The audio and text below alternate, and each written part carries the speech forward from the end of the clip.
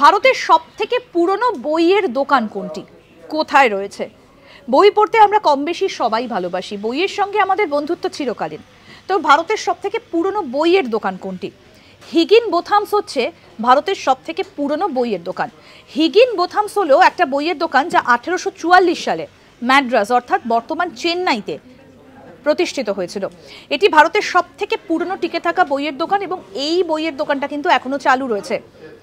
হিগিন বোথামস স্থানীয় এবং পর্যটক উভয়ের জন্যই একটা জনপ্রিয় গন্তব্য। যারা বইয়ের বিশাল সংগ্রহ দেখতে আসেন বা ব্রাউজ করতে আসেন তারা কিন্তু এই জায়গাটাতে যান, অর্থাৎ হিগিন বোথামসে তারা যান।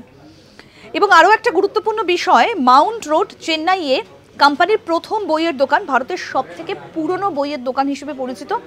এই বইয়ের দোকানটা কিন্তু আজও চালু রয়েছে। 1844 সালে ম্যাড্রাস অর্থাৎ বর্তমানে চেন্নাইতে গড়ে উঠেছিল এই বইয়ের দোকানটা, যেটা আজও চালু রয়েছে। এবং যারা প্রচুর বইয়ের সম্ভার দেখতে যান বা ব্রাউজ করতে যান তাদের কাছে কিন্তু এই জায়গাটা অত্যন্ত জনপ্রিয় এবং আকর্ষণীয়। এরকম আরও অনেক অজানা আপডেট পেতে দেখতে থাকুন আজ তাক বাংলার ইউটিউব চ্যানেল, সাবস্ক্রাইব করুন।